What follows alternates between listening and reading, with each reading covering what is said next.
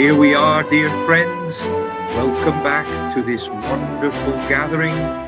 Even though we're now deeply immersed in the height of summer and the intense heat is making its presence truly felt, we still genuinely wanted to manage to organize a delightful evening of gathering, reading, and also a bit of a presentation. Beyond the theme we've been pursuing, the Decalogue of Mary, which will continue in September. So this evening we thought of focusing our attention on a particular volume, the 11th volume. And there are many reasons for this, not only because perhaps some group needs to start reading this 11th volume. And so maybe having a bit of an introductory overview is helpful to begin the reading. But what I truly and genuinely want is to take this significant opportunity to have an even broader, more comprehensive perspective. In fact, this evening I would like to divide our meeting into two parts. The first part is to have a general overview of all 36 volumes, to understand the logic behind them, and the pedagogy that Jesus used in enlightening Luisa's mind while writing these 36 volumes, and then to have a discussion, an introduction to the 11th volume, and to read some passages also from the 11th volume, and to explain the reason why the 11th volume is a special and important one. As you can see, the image I chose, besides that of Luisa, is this beautiful icon of the vine and the branches. Because if we want to have a concise image of what life in the divine will is, and the relationship that is established between the soul and Jesus, I think the gospel image of the vine and the branches expresses it very well. And as you can see, in this icon, Christ is at the center. Who is the vine from which all these branches are born, which are the apostles, which is the church, and the branch itself. And the vine signifies the close relationship, the grafting that exists. And I wanted to include this phrase also taken from the 11th volume, where Jesus says, "Those who love me are united with me because there is one life and one purpose." So we can say that this expression of Jesus from the 11th volume very clearly expresses the characteristic of life in the divine will, how one lives united to the will of God. We live the same life and we live for the same purpose. In short, it is the divine life within us. And then at the bottom, I wanted to already introduce a logo that will accompany the journey of the entire Universal Church. Starting from Christmas. At Christmas, we know that the holy doors will be open and the Jubilee of 2025 will begin. And this is the logo of the Jubilee that will accompany us. We will see it often as well throughout the year. Holy, to say that we are truly spiritual pilgrims, because the Jubilee truly evokes the profound idea of pilgrimage, but of pilgrims who bring genuine hope and renewed faith. And I believe that life in the divine will is that hope which the Lord wants to give to humanity for its future. We too must become pilgrims, not only by actually physically going to the holy city of Rome, but also spiritually to bring forth this hope to our world, which is so much in need of it. So let's begin. And so, as I was saying, I would really like to start by undertaking a comprehensive look at all 36 published volumes. I repeat, this introduction is really meant to help. To truly and deeply understand the profound pedagogy of Jesus, when Luisa Picaretta began the arduous task of writing these 36 extensive volumes, she had absolutely no clear idea whatsoever what the Lord truly wanted to accomplish through these divinely inspired writings. In fact, at first, besides obeying Don Gennaro de Genaro, her confessor, in writing these volumes, she allowed herself to be guided by this obedience because she thought that these teachings that Jesus was continually giving her could be immensely useful for the spiritual life and profound growth of her spiritual father. Only over a significant period of time did Jesus gradually make Louisa understand with divine clarity that these sacred writings were not primarily meant for her spiritual father, her personal confessor, for his individual path to holiness and spiritual perfection, not just for this singular purpose, but above all, these divinely inspired writings are truly destined for the entire Holy Church, where Louisa herself is merely the humble instrument in God's loving and omnipotent hands to make known something profoundly significant that the Church already carries deep within its sacred heritage, which is the divine and perfect will of God. The will of God is present throughout all of sacred scripture in the entire tradition of the Church, but it seems a bit hidden, or rather a bit like yeast in dough, which cannot be seen but is at work. The will of God is the driving force, which is in fact the strength of the Holy Spirit that has accompanied and continues to accompany the journey of the Church.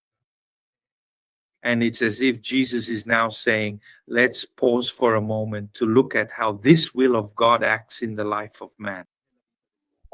And what does the will of God want from this humanity? And what is the plan? What is it that this will of God wants to accomplish in the world, in humanity? And so, Louisa lets herself be carried along by this divine plan of God, which, when carefully looking at the 36 extensive volumes as a whole, truly emerges in a most marvelous and astonishing way. So I wanted, in a very concise and schematic way, to give some profound meaning to this comprehensive plan of God, meticulously revealed through the intricate division of the 36 profound volumes, is truly remarkable. Let's begin our exploration from the very first volume, which I personally consider to be the most fundamentally important and foundational of all these 36 extensive volumes, because this initial first volume, in its essence,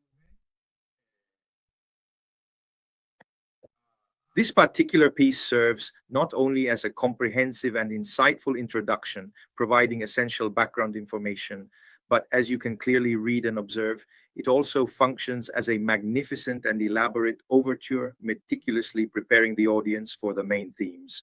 What is an overture? To understand, it's a musical term. It belongs to music.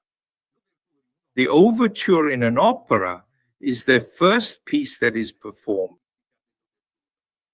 And what is the characteristic of the overture? The overture is a piece where the melodies are hinted at, which will then be developed later in the opera during its performance. So it's as if in the overture, you get a taste of everything that you will later, at your leisure, enjoy and listen to during the performance of the musical work. Well, the first volume, in my opinion, serves exactly this purpose. In this first volume, where Jesus speaks little and Louisa speaks a lot, in fact, the first volume is what Louisa writes about everything, what she remembers from her experience from when she was 12 years old up to 1899, when she began writing the Book of Heaven. And in recounting her experience from when she was a young girl and all the journey that Jesus led her on during those years, which were fundamental years, but also very demanding ones, because the Lord asked truly great things of Louisa. He really forged her. He truly formed her. If we want to use Jesus' language, he truly emptied her of herself so that he could then fill her with all of his love. He put her to the test. In this first volume, there is also the account of the experience of God's abandonment. God, who he leaves her at the mercy of the devil, and for 3 years, Jesus disappears from Luisa's life and leaves her alone to fight against the evil one. But he knows that abandonment is an abandonment that will help Luisa's love to mature and will open her up to a new life. This first volume then concludes with the account of what we can call Luisa's fundamental experience, which were the 3 mystical marriages. The marriage on earth with Jesus, with the humanity of Jesus, the marriage in heaven with the Most Holy Trinity, and thus the gift of divine life, and the third marriage, the one on the cross. Within this first volume, many of Jesus' expressions are ones that, in a certain sense, anticipate some of the content that will later be found in the other volumes. That's why I like to identify this first volume as an overture. The first volume is finished. The real diary begins, because if we want to play with words, in reality, the second volume is the first volume and the first volume is the second volume. Why? Because Luisa begins writing on February 28, 1899, which is the first date of the second volume. But while she is writing the second volume, her spiritual father, her confessor, Don Gennaro, De Gennaro also asks Luisa to write the first volume then. She writes it at the same time as she is writing the second one. And from the second volume up to the 11th, which is the volume we will focus all our attention on, it is a volume that helps us, because Jesus, through these writings, through his teachings, and Luisa, by writing these volumes, from the second to the 11th, she describes life according to the virtues. In fact, the themes that we find within these 11 volumes of Luisa's writings, all the virtues are discussed: faith, hope, charity, obedience, mortification, temperance, justice, prudence. In short, all the virtues are carefully taken into consideration, and Jesus does nothing but consistently delve even deeper into these profound and significant themes. Why? Because through this entire earthly life, according to the divine virtues, Luisa she is faithfully accompanied by Jesus Christ himself along a sacred and spiritual path of drawing closer to Jesus. Through those 4 words you see written there: union, uniformity, conformity, and consummation. We could accurately define these 4 significant words as representing the 4 distinct stages of Luisa's profound spiritual experience, which progressively becomes ever more refined and ultimately leads her ever further along her sacred journey.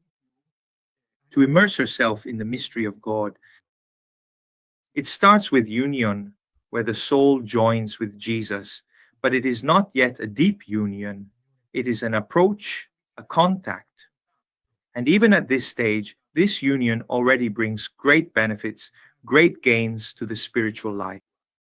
Then it moves on to uniformity, that is, to have the same form as Jesus.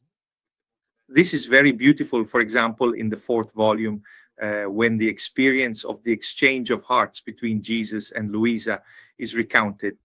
Then, to move on to an even deeper level, which is conformity, and finally to reach the last step, or rather the second to last step, which is consummation. That is, Luisa's life is completely consumed in the life of Jesus, which will then open up what will become life in the divine will through fusing oneself in Jesus. So, in these 11 volumes, in the first 11 volumes, from the second to the 11th, this is I'm giving a summary here, so afterwards you need to read it yourself. If we take these indications into account, we recognize them, and we too, through our lives and according to the virtues, can undertake this journey of drawing closer, of gaining knowledge, and of intimacy with the Lord through the experience and the words that Jesus speaks to Luisa. And in these first 11 volumes, Luisa carries out the first role that Jesus entrusts to her, which is that of being a soul, a victim soul. Especially in the early volumes, this aspect of being a victim soul is often emphasized, and Jesus explains to Luisa what it means. This being, this profound living as a soul, a truly victim soul, means intimately uniting oneself with Jesus Christ and suffering profoundly with him in his divine passion, enduring the pains and above all the bitterness caused by man's sin in order to participate and help Jesus fulfill his divine mission as the Redeemer. But this profound offering of oneself as a victim soul is truly a double-edged sword, a perilous path.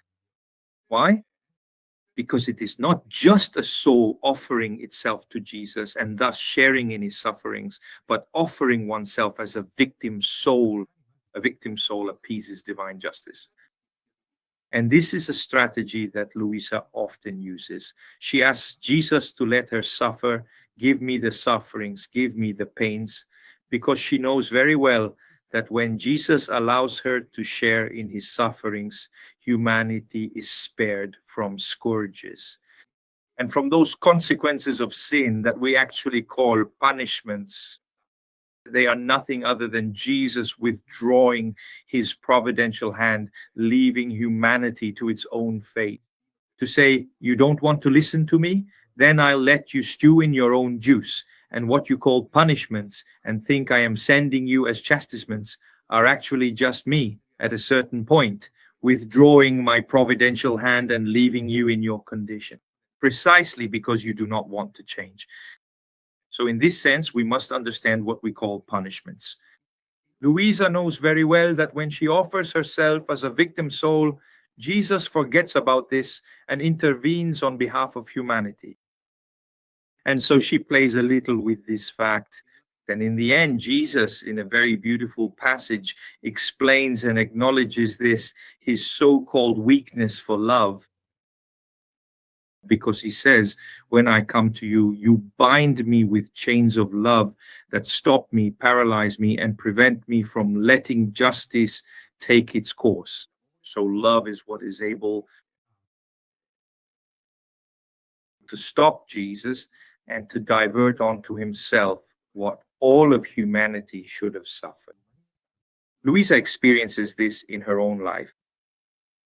And then another very brief and important characteristic. Again, we are truly trying to succinctly summarize something quite complex and significant here. Something very great and very voluminous. In these first 11 volumes, Jesus asks Luisa to perform all the human acts that he himself accomplished in his humanity, which is what we are all called to do. Being a disciple of Jesus is something else. It simply means to repeat what Jesus did in his humanity. All human acts, being merciful, being close to those in need, being merciful, being available, not judging. This is the style of Jesus. These are the acts that Jesus performed in his humanity, and we are called to repeat these acts. So, in summary, what can we say? That these first 11 volumes show us how we can do the will of God. And if someone is able to live this out, they have already walked the entire path of Christian life that the gospel has taught us for 2,000 years in the church. But this, we can certainly say, is a profound preparation for a much greater and more magnificent gift that the Lord, in his infinite wisdom and boundless love, truly wants to share with every single creature, with all of humanity, which is not so much about merely doing the divine will of God, but rather and more importantly, about truly living and abiding in the sacred will of God. And what does that mean? Doing the will of God, doing it well, living it well through this whole journey that we can trace in these first 11 volumes. Where does it lead you? It leads you to begin to live the very same life, the divine life, the very life of God. Fusing oneself in the divine will is a way in which the soul merges. That is, becomes one with Jesus, who lives in his very own life. And this allows you not only to do the will of God, but to live in the will of God. In the 12th volume, Jesus explains this in a way.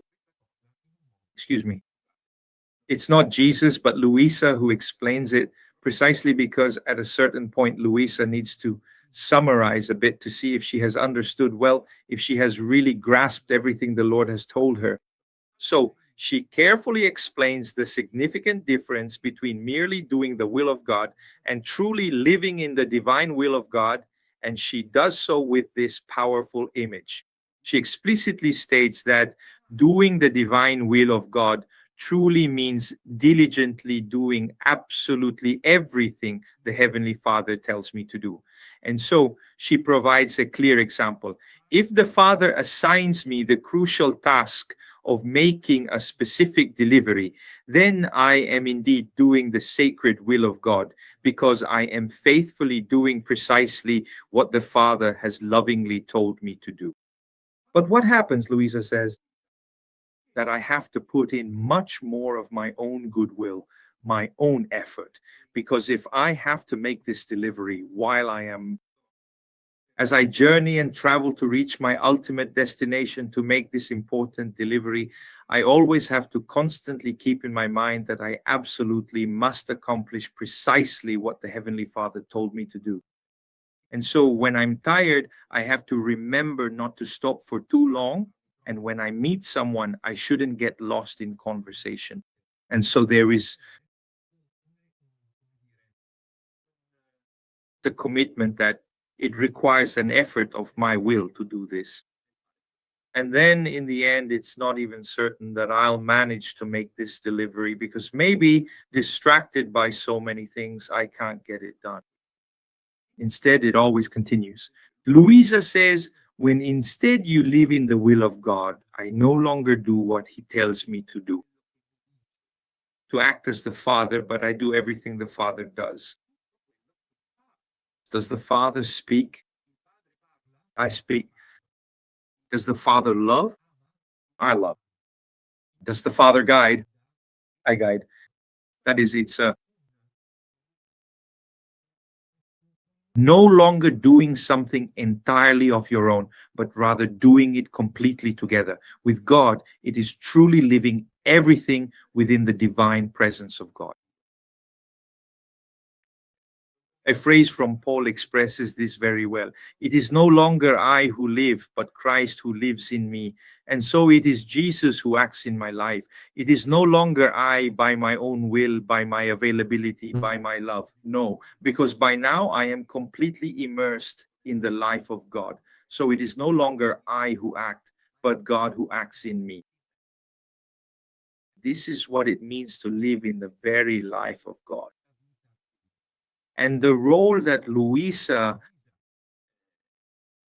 must fulfill, there is an additional and significant role.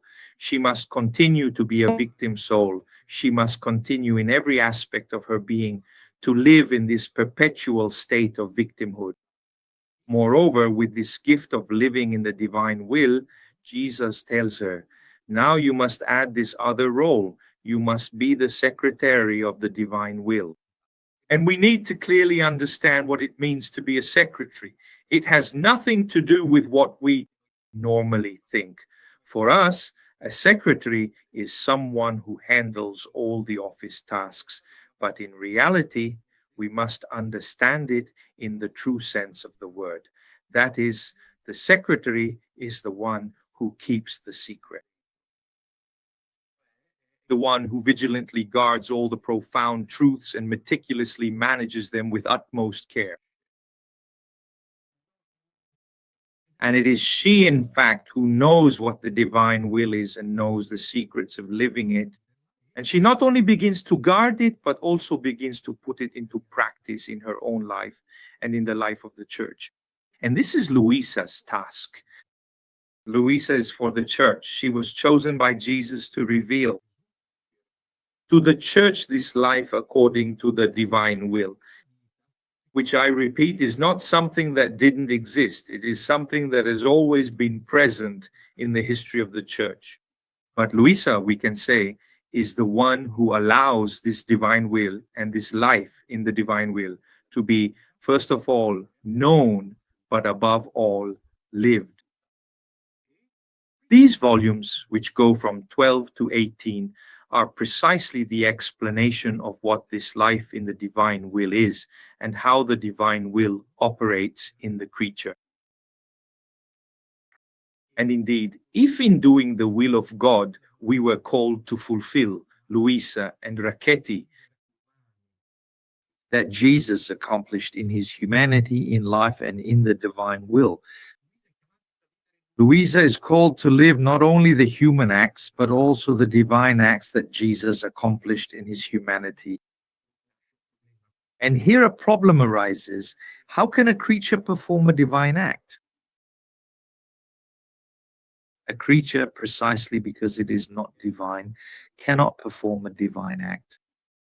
And we shouldn't think that Jesus gave extraordinary powers as if he were a superhero who has these powers, who can perform divine acts because he received this power from above. No, that's not how it should be understood. Louisa does nothing but allow Jesus to act precisely because this fusion has taken place. And by now her life is totally immersed in the divine life, and it is Jesus who lives in her. He is the one who performs these divine acts. It is no longer she who performs them, but Jesus who performs them in her. This is why it is possible to perform divine acts, not because Louisa has extraordinary powers, but because she has the divine life within her. And so through the gift she makes of her will, her merging into the will of God, she allows Jesus to act in a divine way within her. And Jesus continues this profound discourse throughout all these extensive volumes up to the 18th volume, which is quite a significant collection from volume 19 to 36. It's not that Jesus stops talking about the life of the divine will. He continues to speak about the life of the divine will, but he introduces another element, which is the element of the kingdom, the manifestation of the kingdom of the divine will. And so from volume 19 to volume 36, the discussion about this kingdom of the divine begins. Will which expects not only to be manifested, but to be recognized and to begin to live within the creature. And who is the first creature in whom the entire kingdom was placed? It is the Most Holy Mary. Just think already from the second volume, so even before, if we could understand this plan of God for Louisa, already in the second volume, Jesus, when he speaks for the first time about the kingdom of the divine will, says these words, that the kingdom of the divine will has been established. In the womb of my mother and in the heart of Mary, this kingdom already exists, and now it needs to manifest itself, to be built, and above all, to be lived with the creature. So it is the manifestation of the kingdom of the divine will on earth. And Louisa fulfills this other role, which is an explanation, a clarification of what it means to be the secretary of the divine will, which is to be, because these are words used by Jesus himself in those volumes. Louisa is the firstborn and the newborn of the divine will. Now, I would like to focus on these two terms, firstborn. What does it mean? Firstborn, it means that she is the first to begin living in this kingdom of the divine will and this life in the divine will. But if she is called the firstborn, it means she is not the only one. Otherwise, she would be called the only begotten. Instead, she is the firstborn.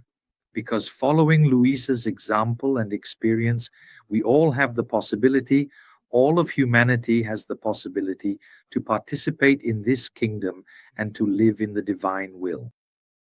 And then there is this other term, newborn, which is a very beautiful expression that describes the way of living the divine will, always remaining as newborns. Why is this term used? Because newborns, as we know, are totally dependent on their mother. A newborn is not capable of living independently. They need to be nourished, they need to be cared for, they need to be loved. They are totally dependent on their mother. And if we want this kingdom of the divine will to be manifested on earth, the attitude we must have in living our relationship with Jesus is that of being newborns of the divine will. And then, still in these volumes from 19 to 36, Jesus begins to speak about the apostles of the divine will, that is, the instruments he has chosen to make the divine will known in the church. And who are the apostles of the divine will? The apostles of the divine will are the priests, just as the apostles were those who brought the gospel, who made the gospel known. In the same way, he says, in the kingdom of the divine will, the priests will be the apostles of the divine will. They will be entrusted. They are those who have been entrusted with making known the truths concerning the divine will. So the importance of the presence of priests in this work. And the very first and most significant apostle of the divine will is indeed Saint Hannibal Mary de Francia, who was also providentially chosen after the devastating Messina earthquake, a truly remarkable event. When he goes to inaugurate the orphanages for the orphans of the earthquake, he arrives in Trani to inaugurate the Trani orphanage, meets the Bishop of Trani, and the Bishop of Trani introduces him to Luisa and Saint Annibale. He then becomes, in fact, the quintessential lover of the divine will, because he begins to read Luisa's writings, at least up to volume 18. He corrects them, and he falls in love with this doctrine. And in the later volumes from 19 to 36, when Saint Hannibal had already died, Jesus speaks of Saint Hannibal as the first apostle of the divine will. So I apologize for such a lengthy introduction, but I find it very interesting. It's important to have this general overview, also because this outline can help us better understand Luisa's writings. We need to have a general perspective in order to then grasp the beauty found in each individual passage. Jesus reveals to her. So then, after this rather lengthy and somewhat detailed introduction, which I sincerely hope hasn't bored you in the slightest, we finally arrive at the 11th volume. Here too, one might reasonably ask, why was this particular 11th volume specifically chosen for this important and engaging meeting? The simple and straightforward reason is because the 11th volume, in its natural progression, logically comes directly before the 12th volume. What does that mean? The 12th volume, within this logic, if we've understood the previous outline, we can say that the 12th volume is the key volume because it's the one where the beginning of the third is recounted. Fiat, that is, Jesus asks Luisa, give me your fiat, because the fiat voluntas tua is put in heaven and you. On earth, it can be fulfilled and it needs the fiat of creativity. In the 12th volume, in fact, this is what is recounted. But as is always the case, the most profoundly significant volumes are invariably preceded by something truly great and remarkable. The 11th volume is precisely the volume where, in a certain sense, Jesus concentrates in an impressive way. I couldn't list them all, but I assure you there are at least 30 passages where Jesus, almost in rapid succession, continues to give definitions regarding the divine will and life in the divine will. It's as if he wanted to enclose, to gather so much material in this volume to say, if you understand all of this, then you can enter the 12th volume, where I begin to describe to you how this is realized in the life of the creature. So here there's a bit of talk, actually a lot, about the divine will itself. And so I have taken as a compelling example some significant passages or some profound expressions from this particular volume. The 11th volume, where we are clearly shown the various and distinct characteristics of the divine will and of life within the divine will itself. Jesus says that whoever lives the life of Jesus, therefore the life of the divine will, can say that their own life is over. Careful, we need to understand this in the right way.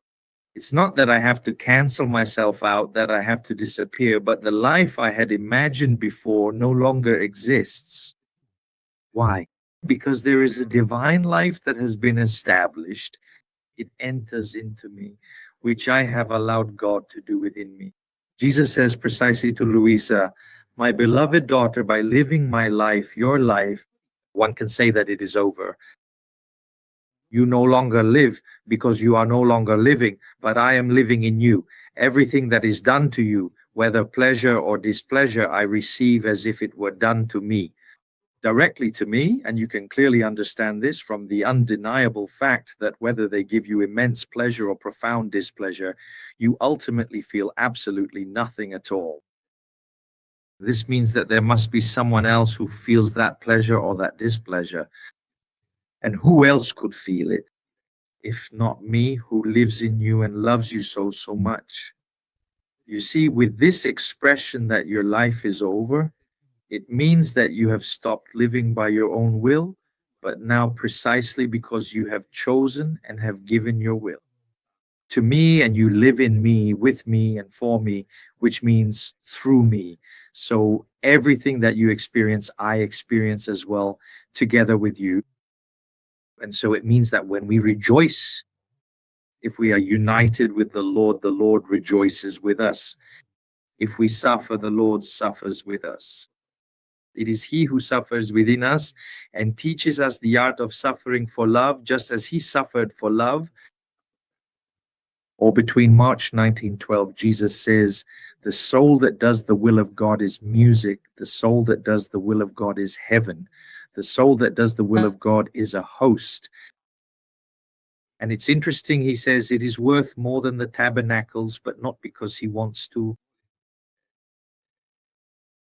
diminish or take away the significance of the glory of the tabernacle in our churches, but to say that, as Jesus says clearly in another passage, the tabernacle is the place where I live.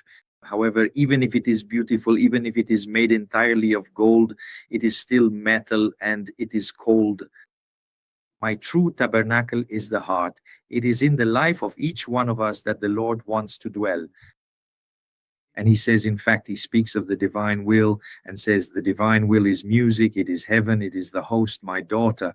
Whoever does my will loses their own temperament, but be careful and takes on mine.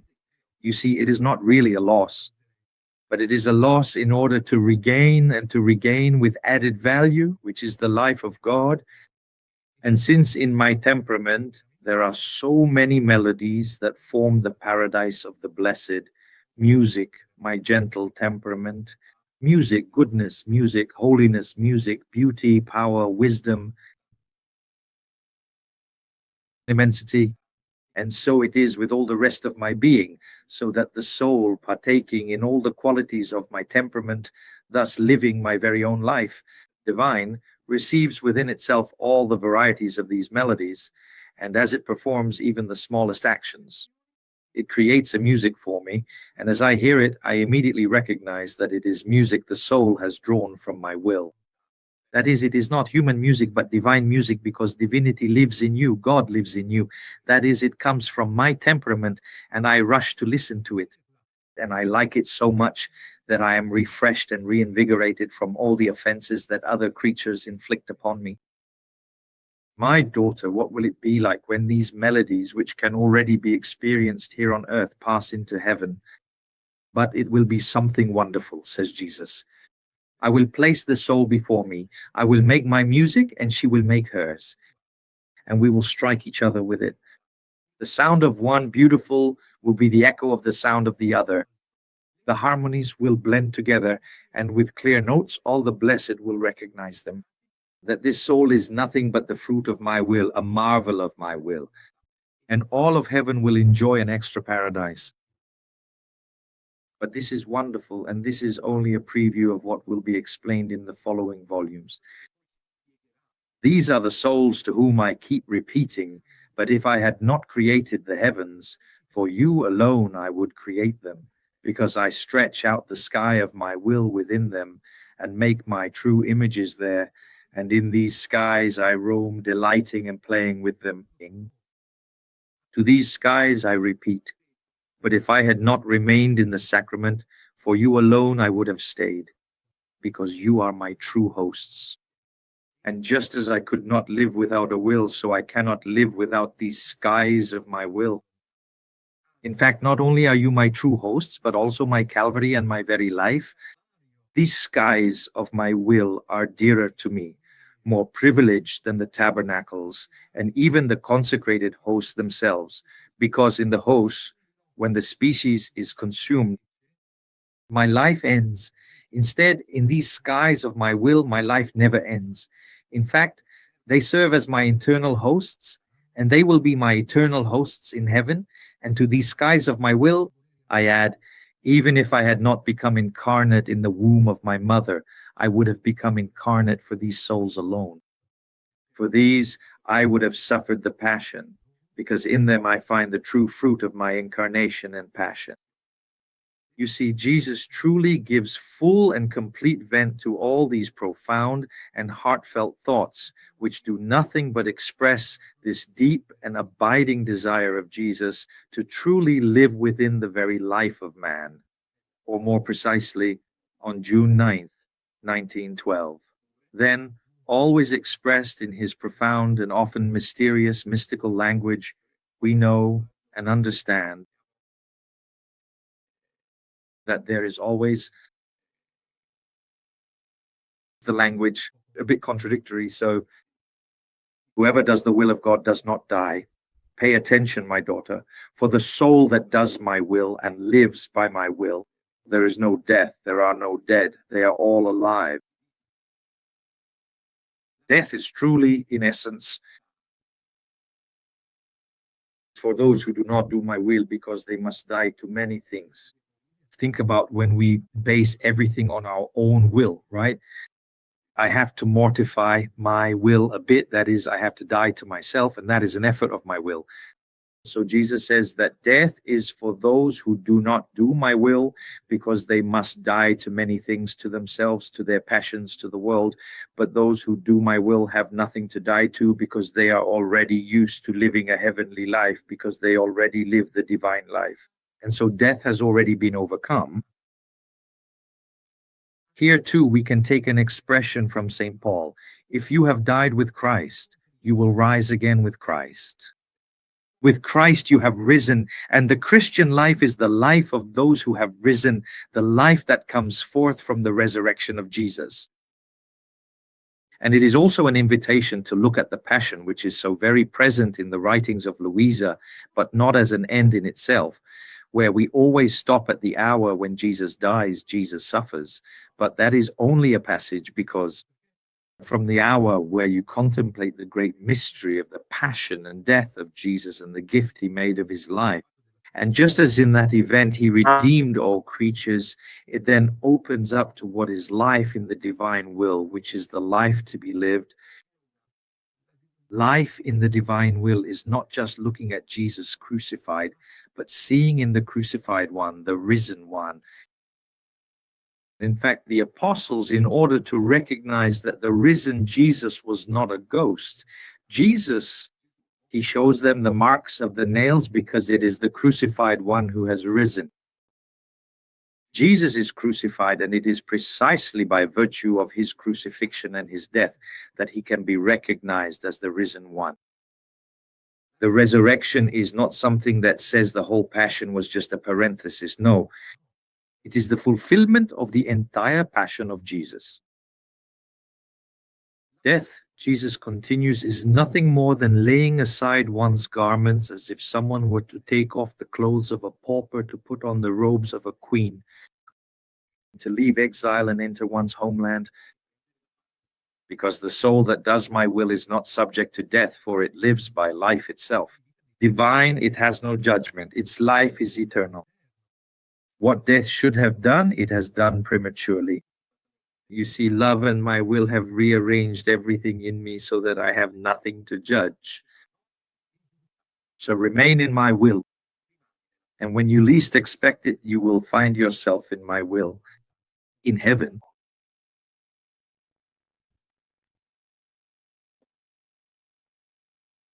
Let's move on now to another truly very beautiful and profound passage that Jesus, speaking of the divine will, speaks of these two significant ladders which are quite important.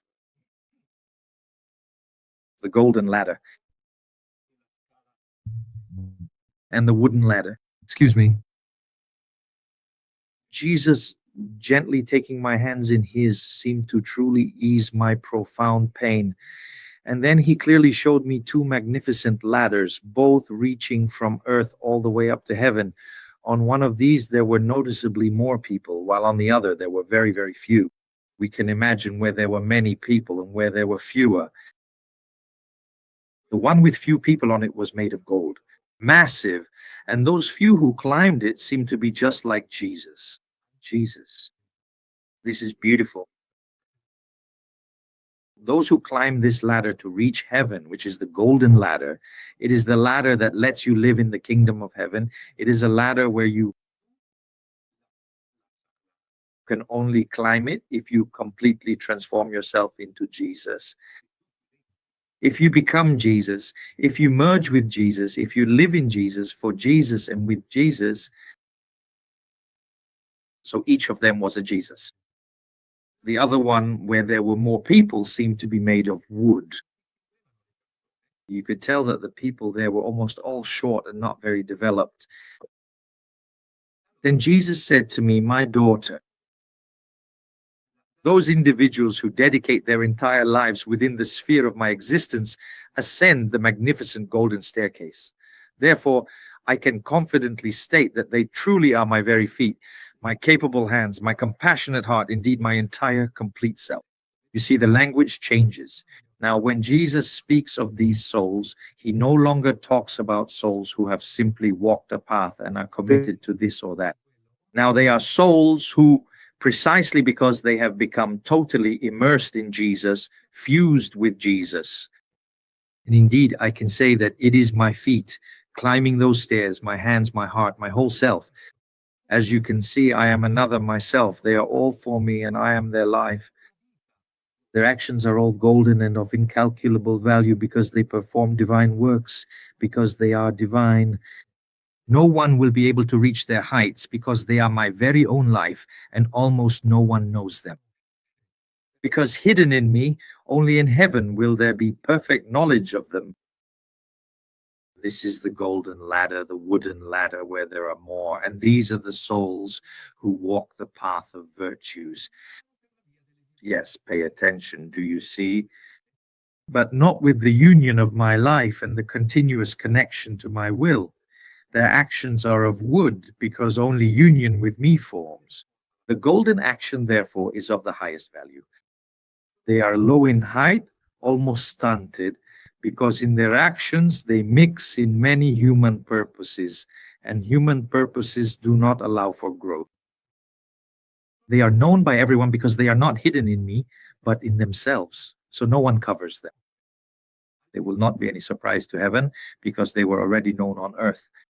What will be a surprise instead are these souls. Just think, the saints who are in heaven see souls rising up who are Jesus, and that is their surprise.